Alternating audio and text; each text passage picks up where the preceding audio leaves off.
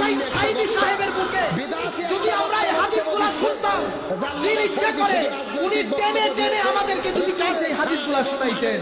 এই বাংলাদেশের সুন্নি একটা বক্তা, বিদআতি একটা বক্তা বক্তব্য দিচ্ছে, আল্লামা সাঈদী শুধু রাজনৈতিক বক্তব্য দিয়েছে, রাসূলের শান এবং মানে রাসূলের মর্যাদা নিয়ে তিনি কোনো বক্তব্য দেয়নি। জোরে কর নাউজুবিল্লাহ। আমরা এই ভণ্ড বিদআতি বক্তাকে বলতে চাই, আল্লামা সাঈদীর সারা জীবনের বক্তব্য শোনো, তোমার ধারণা পাল্টে যাবে, তোমার আকীদা পরিষ্কার হবে। আল্লামা সাঈদী আমার নবীজির শৈশব জীবন নিয়ে আলোচনা করেছে, জন্ম নিয়ে আলোচনা করেছে, হালিমাতুস সাদিয়ার বাড়িতে যাওয়া নিয়ে আলোচনা করেছে, যৌবন নিয়ে আলোচনা করেছে, কৈশোর নিয়ে আলোচনা করেছে, নবীজির রাজনৈতিক জীবন নিয়ে আলোচনা করেছে, অর্থনৈতিক জীবন নিয়ে আলোচনা করেছে, রাষ্ট্র ব্যবস্থা নিয়ে আলোচনা করেছে, রাসূলের যুদ্ধ পৃথক পৃথক ভাবে আলোচনা করেছে। আল্লামা সাঈদী নবীজির জীবন নিয়ে যত আলোচনা করেছে, আমার মনে বলে এত ওয়াজ এত আলোচনা বাংলাদেশের কোনো বক্তা করে নাই। অথচ একটা মানুষ বিদায় নিয়ে চলে গেছে, মৃত মানুষকে নিয়ে তারা মিথ্যাচার বন্ধ করেনি, মৃত মানুষকে নিয়ে তারা সমালোচনা বন্ধ করেনি। আমরা দোয়া করি আল্লাহ ভণ্ডদেরকে হেদায়েত দান করুক, বলেন আমিন। আর হেদায়েত যদি না থাকে হেদায়েত পাবে না। হেদায়েত দেওয়ার মালিক কে? এরা তো বিরোধিতা করে, বিরোধিতা করার জন্য আলোচনা শোনে না, তার মহব্বত নেই, তার তাফসিরে সাঈদী পড়েন, তার লেখা বই পড়েন, তার আলোচনা শোনেন, তাহলে বিভ্রান্ত হবেন না। তাহলে যুগে যুগে ইমানদারদেরকে পরীক্ষা নিয়েছেন কে? আমরা বিশ্বাস করি বাংলাদেশের আলেম ওলামা ইমানের পরীক্ষা দিচ্ছে, আর অনেক আলেম ওলামা ইতিমধ্যেই পরীক্ষায় পাস করেছে। চিৎকার করে বলেন আল্লাহু আকবার। আমার প্রিয় বন্ধুগণ, মুসলমান ভাইরা গভীর মনোযোগ।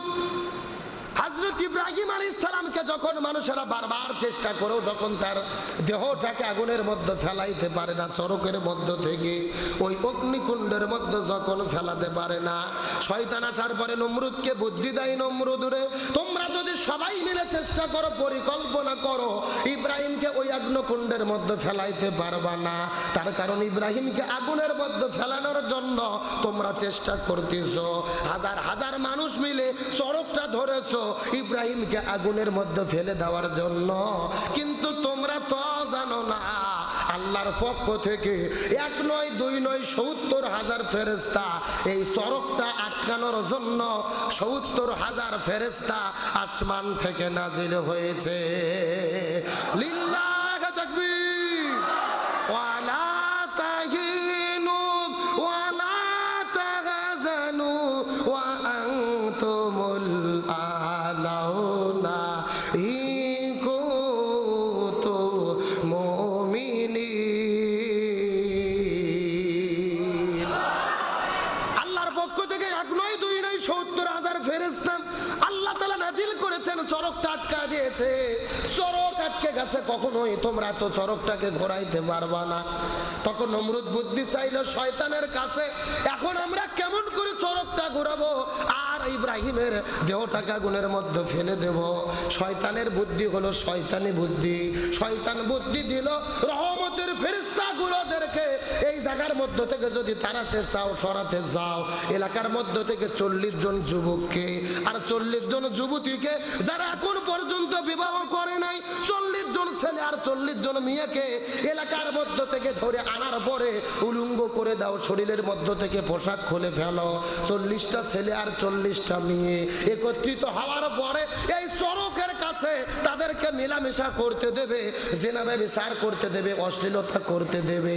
তার কারণ হলো 40টা কুমার কুমারী ছেলে মেয়ে বিয়ে করা বাদ দিয়ে তারা যদি জিনা ব্যভিচারে লিপ্ত হয় রে, ওই 70,000 রহমতের ফেরেশতা এই জায়গার মধ্যে থাকতে পারবে না। তখন তোমরা চরকটা ঘুরাইয়া ও ইব্রাহিমকে আগুনের মধ্যে ফেলে দেবে। শয়তানের বুদ্ধি ভালো না খারাপ? আরো জোরে বলেন। 40টা ছেলে এবং 40টা মেয়েকে নিয়ে আসো, যাদের কি হয়নি, বিয়ে হয়নি, এমন যুবক যুবতীদেরকে ধরার পরে চরকের কাছে ঘোরাও। চরকের কাছে আনার পরে কাপড় চুপুর খুলে উলঙ্গ করে ওখানে তোমরা জিনা ব্যভিচার করতে দাও, রহমতের ফেরেশতা থাকতে পারবে না। নমরুদ শয়তানের বুদ্ধি শোনার পরে এলাকার মধ্য থেকে 40 জন ছেলে এবং 40 জন মেয়েকে আনার পরে উলঙ্গ করে দিয়ে জিনা ব্যভিচার করা শুরু করে দেওয়া হলো। রহমতের ফেরেশতা থাকতে পারলেন না, ওখান থেকে চলে গেলেন। এই ঘটনার দ্বারা বোঝা যায় যেই সমাজে, যেই জমিনে, যেই এলাকায় জিনা ব্যভিচার চলে ওই এলাকায় আল্লাহ রহমত থাকে না। আরো জোরে বলেন। এই যে বাংলাদেশে এত গজব আসে কারণ কি? এত সমস্যা তৈরি হয় কারণ কি? আজকে বাংলার জমিনে স্কুল কলেজ ভার্সিটিতে পার্কে পার্কে লেখে লেখে যুবক যুবতী যখন অবাধে মেলামেশা শুরু করেছে, প্রেম করার নামে জিনা ব্যভিচারে লিপ্ত হয়েছে, তখনই বাংলাদেশের ভেতরে আল্লাহ আযাব এবং গজব নাজিল করা শুরু করেছে।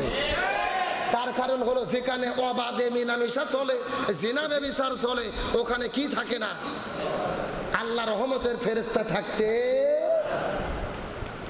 আমার প্রিয় বন্ধুগণ, মুসলমান ভাইরা গভীর মনোযোগ। বাড়ির মধ্যে যাওয়ার পরে লক্ষ্য করে দেখে সবগুলো মূর্তিকে ভেঙে ফেলা হয়েছে। একটা বড় মূর্তি ছিল, সেই মূর্তির কাঁধের ওপরে সে কুড়ালটা রেখে দিয়েছে। সবাই মনে মনে সন্দেহ করলো আমাদের গ্রামের মধ্যে এমন একটা যুবক আছে যেই যুবক মূর্তির বিরুদ্ধে কথা বলে, দেবতার বিরুদ্ধে কথা বলে। ওই যুবকের সন্ধান করো। চিৎকার করে বলেন, যুবকটার নাম কি? আরো ধরে বলেন। হযরত ইব্রাহিম আলাইহিস সালামের কাছে সবাই গেলেন। হে যুবক, আমরা তো সবাই মেলাতে গিয়েছি আনন্দ ফুর্তি করতে, তুমি তো গ্রামের ছেলে মেলাতে যাও নাই। এই মূর্তিকে কে ভেঙে ফেললো? এতগুলো দেবতার কে সর্বনাশ করলো? ইব্রাহিম, তুমি কি উত্তর দিতে পারবে? ইব্রাহিম আলাইহিস সালাম বলতেছে, তোমাদের দেবতাকে কে ভেঙেছে, কে ধ্বংস করেছে আমাকে প্রশ্ন করার দরকার নাই। লক্ষ্য করে দেখো, ওই যে বিশাল বড় দেবতা, ওই দেবতার কাঁধের ওপরে কুড়াল। আমার তো মনে বলে ওই বড় দেবতাই এই ছোটগুলোকে ধ্বংস করে ফেলেছে। আল্লাহু আকবার কোন। হযরত ইব্রাহিম আলাইহিস সালাম কি উত্তর দিয়েছে বুঝছেন? এই ছোট ছোট দেবতাকে কে ভাঙছে? ওই বড় দেবতা। ওই বড় দাদা তো এখনো ঠিকই আছে, ওকে জিজ্ঞেস করো। কমের লোকজন বলে, ইব্রাহিম সে কি কথা বলতে পারে? সে কি উত্তর দিতে পারে? তার তো শক্তি নেই, সে তো হাত নড়াতে পারে না, পা নড়াতে পারে না, সে কিভাবে অন্যান্য দেবতাকে ভাঙবে? হযরত ইব্রাহিম আলাইহিস সালাম বলে, তোমাদের কাছে প্রশ্ন, যে হাত নড়াতে পারে না, পা নড়াতে পারে না, ভাঙতেও পারে না, গড়তেও পারে না, ভালোও করতে পারে না, মন্দও করতে পারে না, সে তোমাদের কিভাবে প্রভু হতে পারে? আল্লাহু আকবার বলেন। হযরত ইব্রাহিম আলাইহিস সালাম 1000 বছর আগে মুসলমান সন্তানদেরকে শিক্ষা দিয়ে গেল, মুসলমানদের ভালো করতে পারে কে, মন্দ করতে পারে কে? সুতরাং হযরত ইব্রাহিম আলাইহিস সালাম শিক্ষা দিল না আমরা শিরকে নিমজ্জিত হব না, আমরা বিদআতে নিমজ্জিত হব না, মুসলমানদের মাথা কোনো দেব দেবতার কাছে নত হবে না, কোনো বাবার কাছে নত হবে না, মুসলমানদের মাথা একমাত্র নত হবে কার কাছে? আরো জোরে বলেন। হযরত ইব্রাহিম আলাইহিস সালামের উত্তর শোনার পরে তাদের আর বোঝার মধ্যে বাকি থাকলো না। এই যে মূর্তিদেরকে ভেঙেছে, কাজটা কে করেছে? ইব্রাহিমই করেছে। নমরুদের রাজপ্রাসাদের মধ্যে বিচার বসানো হলো, ইব্রাহিমের কি শাস্তি দেওয়া হয়? সে আমাদের হাতে গড়া দেবতাকে ধ্বংস করে দিল। নমরুদ তখন আদেশ ফরমান জারি করে দিলেন, বিশাল একটা গর্ত খোঁড়া হবে, ওই গর্তের মধ্যে ইব্রাহিমকে ফেলে আগুনের মধ্যে পুড়ে তাকে পৃথিবী থেকে বিদায় করে দেওয়া হবে। চিৎকার করে বলেন নাউজুবিল্লাহ। আমার প্রিয় বন্ধুগণ, মুসলমান ভাইরা গভীর মনোযোগ। আমাদের জাতির পিতা হযরত ইব্রাহিম আলাইহিস সালামকে পৃথিবীর মধ্য থেকে বিদায় করে দেওয়ার জন্য জন্মের আগে থেকেই তার বিরুদ্ধে পরীক্ষা শুরু হয়ে গেল। ইব্রাহিম আলাইহিস সালামের বিরুদ্ধে নমরুদ জারি করলেন, বিশাল একটা অগ্নিকুণ্ড করা হবে, অগ্নিকুণ্ডের মধ্যে আগুন জ্বালায় ইব্রাহিম নবীকে আগুনের মধ্যে ফেলে দেওয়া হবে, ওই আগুনের মধ্যে পুরোপুরি ইব্রাহিমকে বিদায় করে দেওয়া হবে। এই কথা শোনার পরে তার সৈন্যবাহিনীরা গর্ত করা খনন, গর্ত করা খনন, গর্ত খনন করা শুরু করলেন। গর্ত খনন করতে করতে তাফসীরের মধ্যে এসেছেন যেই গর্তটা খনন করলেন ওই গর্তের দৈর্ঘ্য প্রস্থ ছিলেন 24 মাইল এবং গভীরতা ছিল 100 গজ। 24 মাইল ছিলেন দৈর্ঘ্য প্রস্থ আর 100 গজ ছিলেন তার গভীরতা।